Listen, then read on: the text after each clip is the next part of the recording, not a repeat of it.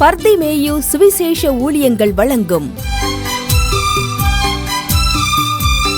நற்செய்தி நேரம். தேவ செய்தி பாஸ்டர் ஆர். அகஸ்டின். இந்த நாளில் உங்களோடு மறுபடியும் எப்போதும் போல சந்திக்கவும், தேவனுடைய வார்த்தையை சொல்லவும் ஆண்டவர் கொடுத்திருக்கிற இன்னும் ஒரு நாளுக்காய் ஸ்தோத்திரம். ஏன்னா வாழ்நாளில் ஒவ்வொரு நாளும் கேட்கிற காரியங்களை பார்க்கும்போது நாம் நிற்பதும் நிர்மூலமாகாமல் இருப்பதும் ஒரே ஒரு காரணம், தேவனுடைய இரக்கம். அந்த இரக்கங்களுக்கு முடிவில்லாதனால தான் நாம் இருக்கிறோம். ஏன்னா ஒவ்வொரு நாளும் தொலைக்காட்சியிலேருந்து எனக்கு ஃபோன் வரும்போது, நேற்று இரவு ஒரு அம்மையார் எனக்கு ஃபோன் செய்தார்கள். ஆச்சரியப்பட்டேன், அதே சமயத்தில் ஆதங்கப்பட்டேன். காரணம் என்ன? ஐயா முந்தா நாள் ராத்திரி தூங்கும்போது நல்லா வேலை பார்த்துட்டு படுத்தாங்க. சாப்பாடெல்லாம் எல்லாருக்கும் போட்டுட்டு அவங்களும் சாப்பிட்டு படுத்தாங்க. காலையில் எழுந்திரிச்சா கண் பார்வை இல்லை. எத்தனை வேதனைக்குரிய காரியம். இரவு படுக்கும்போது 11 மணி, காலையில் 5:45 எந்திரிக்கிறாங்க, கண்ணே தெரியலைங்கிறாங்க. என்ன நடந்தது தெரியாது. சில வேளைகளிலே நம்ம நினைக்கிறோம் எல்லாம் செஞ்சிருவோன்னு. நமக்கு அப்பாற்பட்ட ஒருவர் இருக்கிறார். அவருடைய இரக்கம்தான் நமக்கு பெருசு. அந்த இரக்கத்தை எப்போது எதிர்பார்த்து நாம் காத்திருக்க வேண்டும். படுக்கும்போது அதனால தான் சொல்கிறோம், இரவில் எந்த பயங்கரமும் இல்லாமல் நல்ல இளைப்பாறுதலை கொடுங்க. அதிகாலை எழுந்திருக்கும் போது உம்மை துதித்து எழுந்திருக்க உதவி செய்யுங்கன்னு ஜெபம் பண்ணுறோமே. ஒவ்வொரு ராத்திரியும் என்ன நடக்கும் தெரியாது. காலையில் எழுந்திரிச்சப்பறம் தான் சொல்லுவோம், எனக்கு ஒன்றுமே தெரியலைங்கிறோம். ஏன்னா எங்கள் கிராமத்தில் இப்படி தான் ஒரு கண்ணு தெரியாத பொண்ணு ராத்திரி பேசிக்கிட்டு இருந்தாங்க. அவங்களோட பேசிக்கிட்டு இருந்ததில் ஒருத்தர், அவங்க மேலே என்ன காரணமோ தெரியாது, திடீர்னு இரவு கதவை பூட்டிட்டு உள்ளே படுக்க போகிறாங்க. உள்ளே 2 பேர் இருக்காங்க. இந்த அம்மா கையை பிடிச்சவொடனே கண்ணு தெரியாட்டாலும் சொல்லிச்சு, ஏய் என்ன இங்கே நிற்கிறேன். உடனே அவங்கள பேச விடலை, காலை வாரி விட்டாங்க, வாயில் பிளாஸ்டிக் பேப்பரை திணிச்சாங்க, கொலை செய்தார்கள், கட்டிலே வச்சுட்டு போயிட்டாங்க. ஏன்னா ஒவ்வொரு நாளும் நாம் நடப்பது, நிற்பது, பார்ப்பது, பேசுவது தேவ கிருபை. இந்த காலையில் அந்த கிருபையினால தான் சொல்கிறேன், மறுபடியும் ஒரு நாளை கொடுத்தார். இந்த நாளிலே உங்களோடு பேசுவதற்கு நான் ஜெபித்து கொண்டிருந்த போது ஒரு அம்மையார் ஃபோன் பண்ணாங்க. பிரதர், எனக்கு ஒரு சின்ன காரியத்துக்கு பதில் சொல்லுவீங்களான்னாங்க. நான் சொன்னேன், தாராளமாக சொல்கிறேன், அது கடமை என்றேன். அப்போ கேட்டீங்க, ஐயா எங்கள் வீட்டுக்குள்ளே இருக்கிறது 2 பேர் தான் இருக்கிறோம், நானும் என் சகோதரியும் தான் இருக்கிறோம். இந்த 2 பேரில் யார் எடுத்தான்னு தெரியாது, 5 பவுன் நகையை காணோம், வேற யாரும் வரல. இதை எப்படி கேட்குறது? நான் அவட்ட கேட்டால் அவன் என்னை தப்பாக நினச்சிடுவான், அக்கா என்ன இப்படி நினைக்கிறான். அதே போல் அவன் ஏன்ட்ட கேட்டால் என்ன தங்கச்சி நம்ம மேல் நம்பிக்கையெல்லாம் கேட்குறான். இதில் யார் பிரதர் கண்டுபிடிக்கிறது? எப்படி கண்டுபிடிக்கிறது? கொஞ்சம் வேதத்தில் ஏதாவது இருக்கா கொஞ்சம் சொல்லுங்க. நான் இந்த வேதத்தில் எல்லாமே இருக்குது.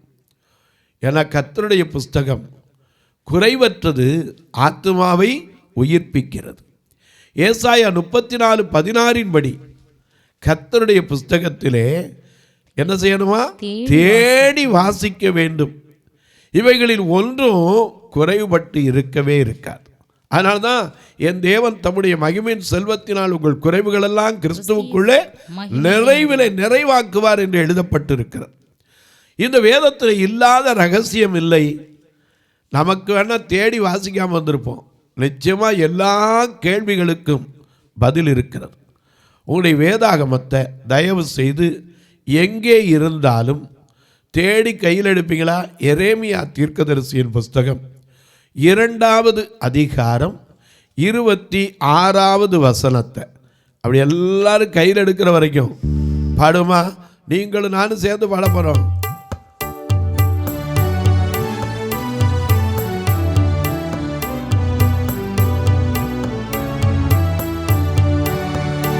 எந்த காலத்திலும் எந்த நேரத்திலும் நன்றியாய் உம்மை நான் துதிப்பேன்.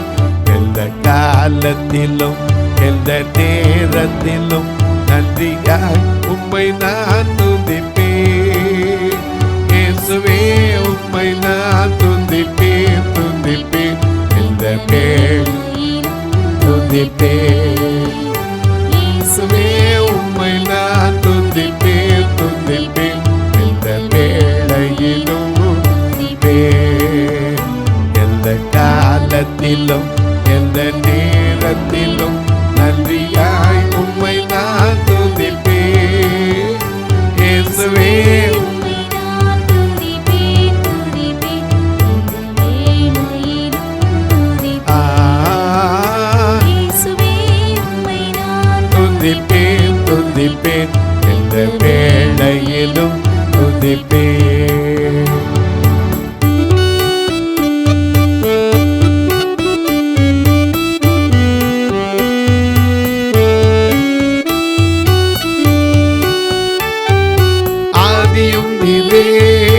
அந்தமும் நீரே, ஜோதியும் நீரே, என் சொந்தமும் நீரே. ஆக ஆதியும் நீரே, அந்தமும் நீரே, ஜோதியும் நீரே, என் சொந்தமும் நீரே. எந்த காலத்திலும் எந்த நேரத்திலும் நன்றியாய் உம்மை நான் துதிப்பேன். இயேசுவே உம்மை நான் துதிப்பேன் துதிப்பேன் எந்த வேளையிலும் துதிப்பேன். இயேசுவே உம்மை நான் துதிப்பேன் துதிப்பேன்.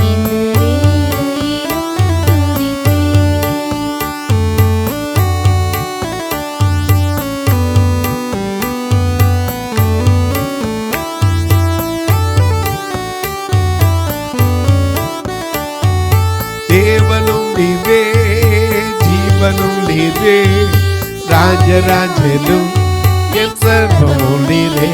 ஆக தேவனும் நீரே, ஜீவனும் நீரே, ராஜராஜனும் என் சர்வமும் நீரே. எந்த காலத்திலும் எந்த நேரத்திலும் நன்றியாய் உம்மை நான் துதிப்பேன். இயேசுவே உம்மை நான் துதிப்பேன் துதிப்பேன் எந்த வேளையிலும் துதிப்பேன். இயேசுவே உம்மை நான் துதிப்பேன் துதிப்பேன் எந்த வேளையிலும் துதிப்பேன்.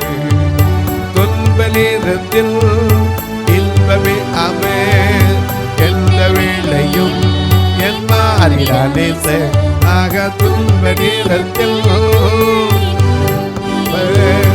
எந்த வேளையும் என் மாறினானே. எந்த காலத்திலும் எந்த நேரத்திலும் நன்றியாய் உம்மை நான் துதிப்பேன்.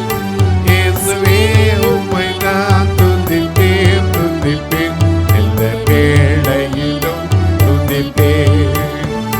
இயேசுவே உம்மை நான் துதிப்பேன் துதிப்பேன் எந்த வேளையிலும் துதிப்பேன். எல்லாம் எடுத்திருப்பீங்க. எரேமியா தீர்க்கதரிசியின் புஸ்தகம் 2ஆம் அதிகாரம் 26ஆம் வசனம். திருடன் அகப்படுகிற போது எப்படி வெட்கப்படுகிறான். நல்ல கவனிங்க, நல்ல கவனிங்க. திருடன் அகப்படுகிற போது, ஏன்னா நம்ம நாட்டில் ஒரு பழமொழி உண்டு, பல நாள் திருடன் ஒரு நாள் அகப்படுவான். எவனா இருந்தாலும் சரி, எப்படி அகப்படுத்தான் ஆகணும். நாம் நினைக்கலாம் யாருக்குமே தெரியாது, யாருக்குமே தெரியாது. ஆனால் நிச்சயமாக ஒன்றை மறந்துடாதீங்க, ஒருவர் பார்க்கிறார். அவருடைய கண்களுக்கு மறைவாக எதுவுமே என்ன செய்ய முடியாது, இருக்க முடியாது. அதனால தான் ஆதியாகமம் 16:13 ஆகார் என்ற பெண் ஒரு வார்த்தையை சொல்லுகிறாள். 16:13 என்னை காண்கிறவரை நான் இவ்விடத்தில் கண்டேன் என்று சொல்லுகிறார். ஏன்னா ஒரு மனுஷனை வேதனையில பார்க்கிறார், கண்ணீரில் பார்க்கிறார், கவலைகளில் பார்க்கிறார், சில நேரத்தில் நாம் தனியாக புலம்பிட்டு இருந்தால் கூட அந்த புலம்பலை கேட்கிறார். உன் வேதம் சொல்லுது, உன் புலம்பலை ஆனந்த கழிப்பாய் மாற பண்ணினேங்கிறார். எல்லாவற்றையும் காண்கிறவர் நீதி உள்ளவர். அவர் அவனவன் கிரியைகளுக்கு தக்க அவனுக்கு பலனை என்ன செய்வார்? கட்டாயம் அளித்தே தீர்வார். அதனால தான் வெளிப்படுத்தல் 22 நாம் வாசிக்கும் போது 11-12 வாசிக்கிறோம். மிக அழகாக எழுதி வச்சிருக்கார்.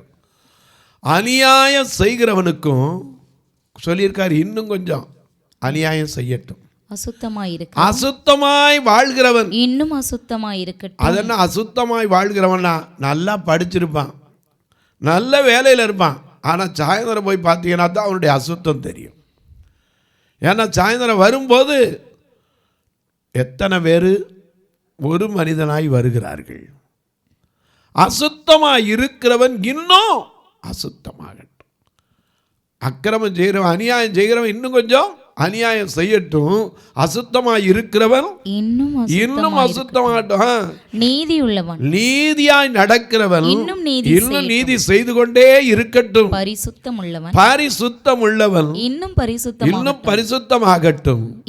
இதோ சீக்கிரமாய் வருகிறேன். அவனவன் கிரியைக்கேற்ற அவனவனுக்கு அளிக்கும் பலன். நாம் சொல்ல, ஆண்டவர் வரும்போது தானே பலன் அளிப்பாருமோ. சில நேரத்தில் உலகத்தில் இந்த இடத்துல நீதி செய்வார். எனக்கு அன்பாளர்களே, இன்னைக்கு அநேகருடைய நடப்பில் என்னென்னா, யார் பார்க்க போகிறான். சிம்சோன் இப்படி தான் காசாவில் போய் ராத்திரியில் இருந்தான். ஆனால் அவனுக்கு தெரியாது, அவனை பிடிக்கிறதுக்கு பின்னாடி நிறைய பேர் என்ன செஞ்சாங்க, பெலிஸ்தியர் பதிவிருந்தார்கள் என்பது அவனுக்கு என்ன செய்யாது, தெரியாது. அப்படி அகப்பட்ட போது அவன் வெட்கப்பட வேண்டிய காரியம் வந்தது. வல்லமையுள்ளவன், நல்ல பராக்கிரமசாலி, ஒரு கதவை அப்படி நிலையோட தூக்குறவன், சிங்கத்தை 2 கிழிச்சு போடுறவன், ஒரு கழுதை தாடை எலும்பை வைத்து 1000 பேரை கொலை பண்றவன். ஆனால் இவ்வளவு பலசாலி வெட்கப்பட வேண்டி வந்தது. ஏன் தெரியுமா? எனக்கு அன்பானுடைய அவன் பெலிஸ்தியருடைய வெள்ளாண்மைகளை எல்லாம் அழித்து போட்டான். 300 நரிகளை ரதம் மாதிரி போட்டி அத்தனை அழிச்சு போட்டான். யாருக்கு தெரியும் அப்படின்னு நினச்சிக்கிட்டு தான் இருந்தான். ஒரு நாள் இப்படி நினச்சிக்கிட்டு இருந்த அவனுக்கு தான் பெலிஸ்தியர் பதிவு இருந்தார்கள். அவன் எப்போதும் போல தெளிலாள் சொன்னாள், சிம்சோனே, இதோ பெலிஸ்தியர் உன்மேல் வந்து விட்டார்கள் என்றான். அவனுக்கு தெரியாது, கர்த்தருடைய ஆவியானவர் அவனை விட்டு போயிட்டாருங்கிறது அவனுக்கு என்ன செய்யாது, தெரியாது. நியாயாதிபதிகள் 16-19 பாருங்க. 16-19 மிக அழகான. அவனை தன் மடியிலே நித்திரை செய்ய பண்ணி ஒருவனை அழைத்து அவன் தலைமயிரின் 7 ஜடைகளையும் சிறைப்பித்து அவனை சிறுமைப்படுத்த தொடங்கினாள். அவன் பலம் அவனை விட்டு நீங்கிற்று.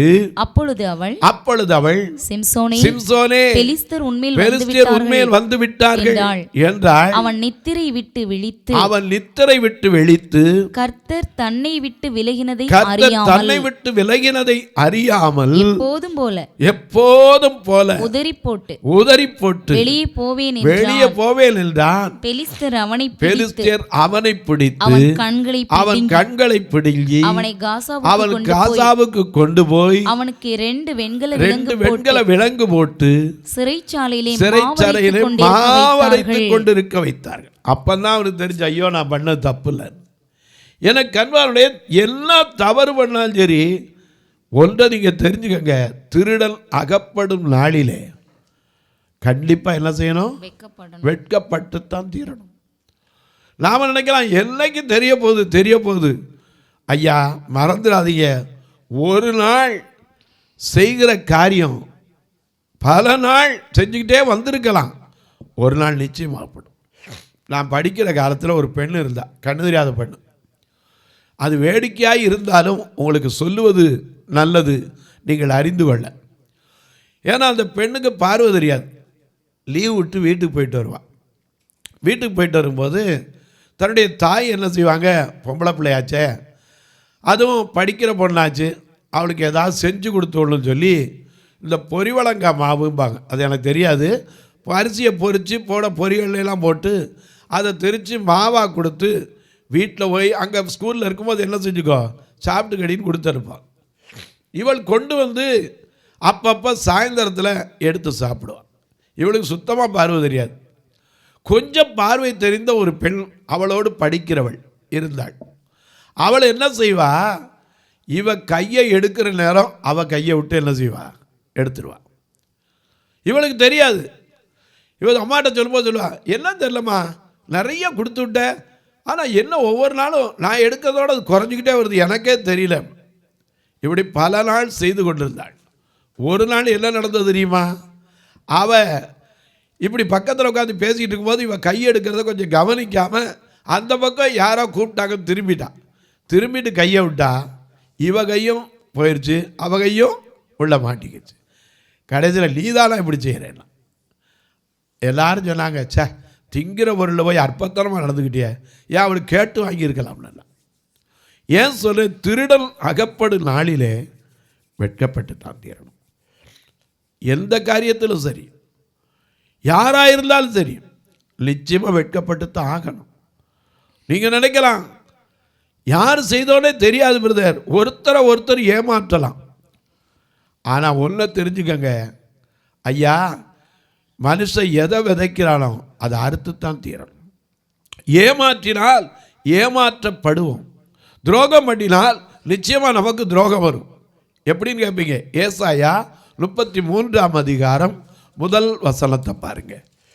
கொள்ளையிடப்படாதிருந்தும் கொள்ளையிடுகிறவர்களும் துரோகம் பண்ணாதவர்களுக்கு துரோகம் பண்ணுகிறவனுமாகி உனக்கு ஐயோ, உனக்கு ஐயோ. நீ கொள்ளையிட்டு முடிந்த பின் கொள்ளையிடப்படுவாய். நீ துரோகம் பண்ணி தீர்ந்த பின் உனக்கு துரோகம் பண்ணுவார்கள். மறந்துடாதீங்க, எப்பவுமே நாம எந்த அளவின்படி அளக்கிறோமோ அந்த அளவின்படி நமக்கு அளக்கப்படும், மறந்துடக்கூடாது. அதனால தான் திருடனை குறித்து இங்கே எழுதி வச்சிருக்கார். இயேசு கிறிஸ்துவும் சொன்னார் லூக்கால, எப்படி வருவாரா, நான் திருடன் வரும் நாளில், ஐயா திருடன் வருகிறது போல வருவேன்னார். ஏன்னா அவருடைய வருகையை சொல்லிட்டு வராது, எப்போ எந்த நேரம் நமக்கு தெரியாது. ஏன்னா திடீர்னு அதிகாலையில் இருக்கலாம், மாலையில் இருக்கலாம், இரவில் இருக்கலாம். ஆனால் ஆயத்தமாக இருக்க வேண்டும். எப்போ வந்தாலும் ஆண்டவரே நான் உம்மோடு வருவதற்கு ஆயத்தம் என்று நம்மால் சொல்ல முடியுமா? நாம் இன்னைக்கு அதற்கு இதற்கு காரணம் சொல்லுவோம், ஆனால் அவர் எப்போ வருவார்னு தெரியாது. அதை மாதிரி தான் திருடனும் வருகிறான், சொல்லிட்டு வரமாட்டான், இன்னைக்கு வரேன் இத்தனை மணிக்கு வரேன், ஆனால் தெரியாது. அநேக நேரங்களில் யாரையுமே கண்டுபிடிக்க முடியாது. ஆனால் ஒன்றை மட்டும் நீங்கள் மனசில் வச்சுக்கோங்க, திருடன் அகப்பட்டால் அவனுக்கு பாராட்டுவதோட வெட்கம்தான் அதிகம். அநேக நேரங்கள் அதை மறந்துடுறோம். கூட பிறந்தவங்களுக்குள்ளே ஏமாற்றுறோம், தெரியாதுன்னு. என் மனைவியை புருஷனை ஏமாற்றுறாங்க, புருஷன் மனைவி ஏமாற்றான் தெரியாதுன்னு. ஏன்னா சில காரியங்களை மனுஷன் மறைச்சிடறான், புருஷன் சொல்லவே இல்லை. ஆனால் ஒரு நாள் தெரிய வரும்போது சே இப்படி மனுஷனா வெட்கப்பட வேண்டிய. உதாரணம் பாருங்கள், 2 ராஜாக்களில் ஒரு 4ஆம் அதிகாரத்தில் ஒரு அருமையான ஒரு ஊழியக்காரன், அவருடைய மனைவி சொல்லுகிற வார்த்தையை கேட்போமா? 2 ராஜாக்கள் 4ஆம் அதிகாரம் 1 வசனத்தில், தீர்க்கதரிசிகளுடைய புத்திரரில் ஒருவனுக்கு மனைவியா இருந்த ஒரு ஸ்திரீ. இவர் யாரு? தீர்க்கதரிசிகளுடைய புத்திரர், சாதாரண ஆள் இல்லை. வரும் காரியத்தை அறிவிக்கிற ஒரு பேர் தான் என்னது? தீர்க்கதரிசி. வரப்போகிற காரியத்தை குறித்து சொல்லுவாங்க. அந்த தீர்க்கதரிசிகளின் புத்திரரில் ஒருவனுக்கு மனைவியாய் இருந்த ஒரு பெண் சொல்லுகிற வார்த்தை இங்க வாசிப்போமா? எலிசாவை பார்த்து உமது அடியானாகிய என் புருஷன் இறந்து போனான், உமது அடியான் கர்த்தருக்கு பயந்து நடந்தான் என்பதை அறிவீர். சரி, கடன் கொடுத்தவன் ஆனா மனைவிட்ட என்ன செய்யல? கடன் வாங்கினதை என்ன செய்யல? சொல்லல. ஆனா இவர் மறைச்சு வச்சிருந்தார், செத்த பிற வெளிப்பட்டுச்சு. அப்போ என்ன யோசிச்சிருப்பா புருஷனை பற்றி? தேவனுக்கு பயந்த மனுஷன், நல்ல ஊழியக்காரன், தீர்க்கதரிசி. ஆனால் சே என்னையா அற்பத்தனமாக நடந்துக்கிட்டான். திருடன் அகப்படும் நாளிலே வெட்கப்படுவான். மறந்துடாதீங்க, மனைவியை ஏமாற்றவனும் திருடன் தான். அது மாதிரி புருஷனை ஏமாற்ற மனைவியோ யார் தான்? திருடன். ஏமாற்றக்கூடாது. ஏமாற்றினா ஒரு நாள் வெட்கப்பட வேண்டியது வந்துடும். எனக்கு ஒரு சமயத்தில் ஒரு பெண்ணம்மையார் என்னோடு பேசினார்கள். அவங்க ஊரை சொல்லக்கூடாது, பேரை சொல்லக்கூடாது. ஒரு சமயத்தில் திடீரென்று இரவு 9:30-10 மணிக்கு மாண்புமிகு நம்முடைய மரியாதைக்குரிய பிரதமர் சொன்னார், 500-1000 செல்லாதுன்ட்டார். ஏன்னா அதிகாரத்தில் இருக்கோம், அவங்க சொல்கிறதுக்கு நம்ம கீழ்ப்படியணும். ஆனால் உங்கள் பணம் ஒன்றும் நஷ்டப்படாது, நீங்கள் அப்படியே போய் பேங்க்கில் கொடுத்து பழைய நோட்டுகளை மாற்றிக்கொள்ளலாம் என்று சொல்லிவிட்டார். சொன்னதான் போதும். ஒரு அம்மா எனக்கு ஃபோன் அடிச்சு, பிரதர் நான் மாட்டிக்குவோம் போலையெல்லாம். என்ன சிஸ்டர் என்ன மாட்டிக்கிறீங்க? ஐயோ பிரதர், என்கிட்ட 1000 ரூபா தாளா 2 லட்ச ரூபாய்க்கு சேர்த்து வச்சுருக்கேன். எப்படி சேர்த்தீங்க? வேலைக்கு போகிறீங்களா? இல்லை. அப்போ என்ன பண்ணுறீங்க? புருஷன் கொடுக்குற காசில் ஏமாற்றி கூட வாங்கி சேர்த்துருந்தேன். இப்போ என்ன செய்யன்னு தெரியல. நான் சொன்னேன், புருஷன்ட்ட சொல்ல வேண்டியானே. ஐயோ அவர்கிட்ட சொல்லக்கூடாது. ஏன்? அவர் நல்ல மனுஷன், 500 கேட்டால் 1000 கொடுப்பார். இப்படிப்பட்ட புருஷனுக்கு மனைவி எப்படி இருக்கா?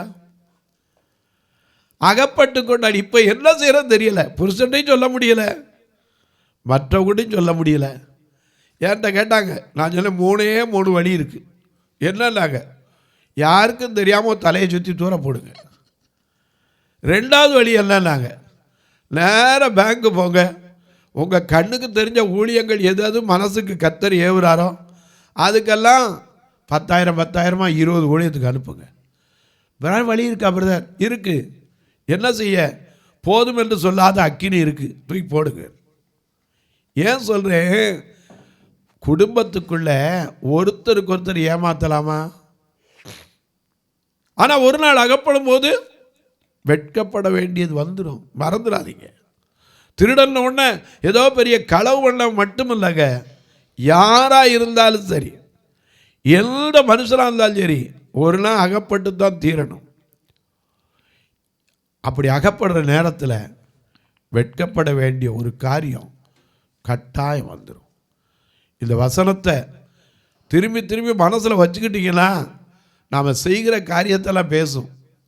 நாம் ஏதாவது செய்ய போகிறோன்னா அப்போ சொல்லும், சே ஒரு நாள் வெட்கப்படணுமே, இதை செய்யலாமா?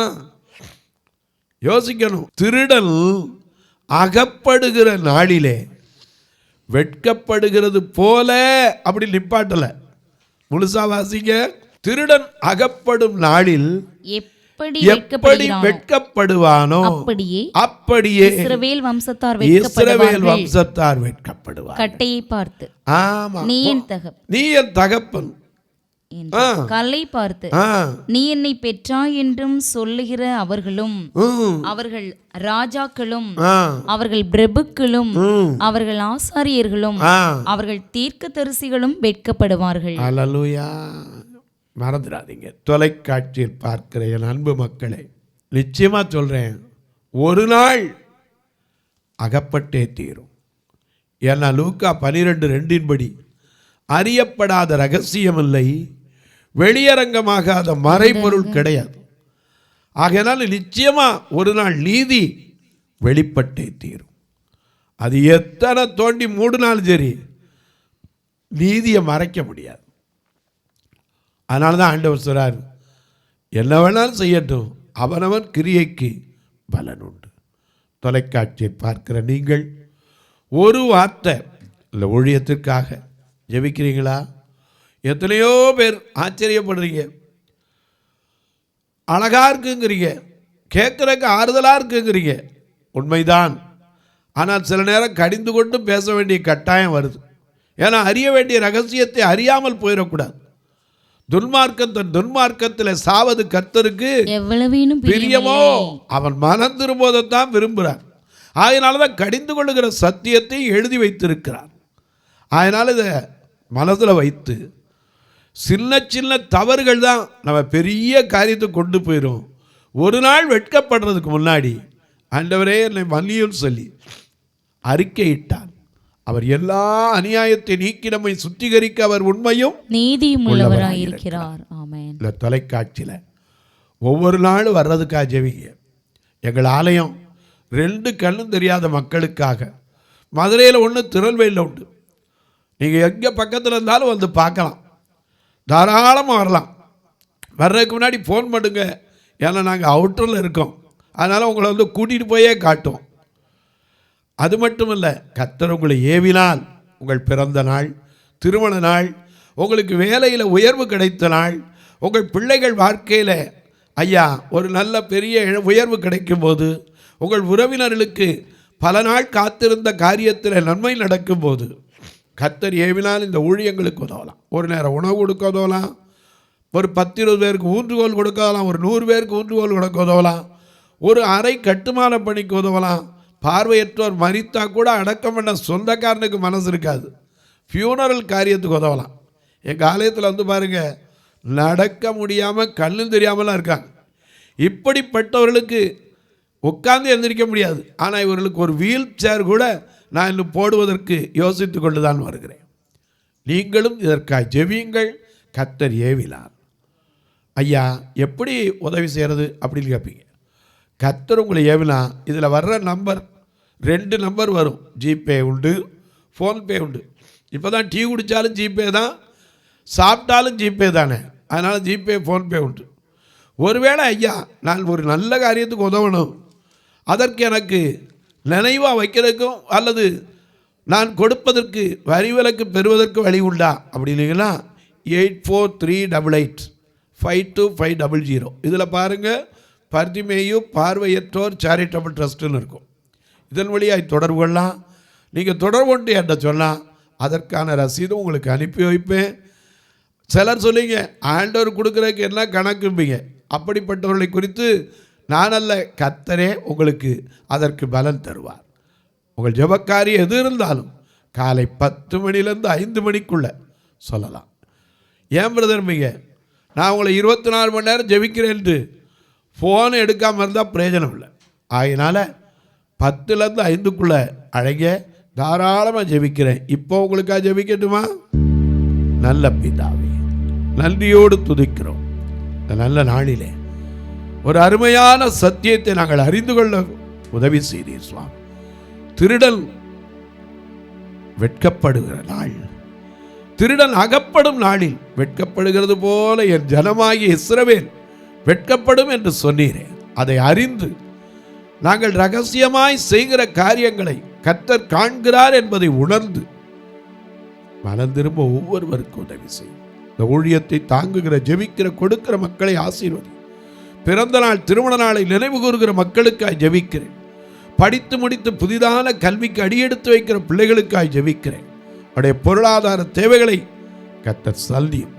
ஒவ்வொரு தாய் தகப்பனுடைய வேதனைகளை அறிந்து என் தேவன் தம்முடைய ஐஸ்வர்யத்தின் நிறைவினாலே ஆசீர்வதி. இயேசுவின் நாமத்தில் ஜெபிக்கிறேன் நல்ல பிதாவே, ஆமென். சபை ஆராதனை ஞாயிறு காலை 10 மணி முதல் 12 மணி வரை. இடம் பர்திமேயு சுவிசேஷ ஆலயம், அன்னை சத்யா நகர், இளமனூர் அஞ்சல், சக்கிமங்கலம் வழி, மதுரை மாவட்டம். பின்கோட் 625201 மற்றும் பர்திமேயு சுவிசேஷ ஜெப வீடு, flat number 107, Eden Garden, Muthur, Tirunelveli. Pincode 627011. சிறப்பு உபவாச கூட்டம் ஒவ்வொரு மாதமும் 2வது சனிக்கிழமை காலை 10 மணி முதல் 1 மணி வரை நாகர்கோவில் YMCA ஹாலில் வைத்து நடைபெறுகிறது. மற்றும் ஒவ்வொரு மாதமும் 4வது சனிக்கிழமை காலை 10 மணி முதல் 1 மணி வரை திருநெல்வேலி புதிய பேருந்து நிலையம் அருகில் உள்ள கிரேஸ் ஹாலில் வைத்து நடைபெறுகிறது. எங்கள் எல்லா ஆராதனைகளிலும் கலந்து கொண்டு தேவனை மகிமைப்படுத்த அன்பாய் அழைக்கிறோம். உங்கள் உதாரத்துவமான காணிக்கைகளினால் இவ்வூழியத்தை தாங்க விரும்பினால் R Augustine, account number 5021364331, IFSC code IDIB 000B066, Indian Bank, BP Kulam, Madurai. GPay number 9842181917, BGM ministries மற்றும் 9442559772, பிளைண்ட் மினிஸ்ட்ரீஸ் அகஸ்டின். உங்கள் தொடர்புக்கு பாஸ்டர் ஆர் அகஸ்டின், பர்திமேயு சுவிசேஷ ஊழியங்கள், நாகமலை, புதுக்கோட்டை, மதுரை 625019. தொலைபேசி எண்கள் 9842181917 மற்றும் 9442559772. கர்த்தர் தாமே உங்களை ஆசீர்வதிப்பாராக.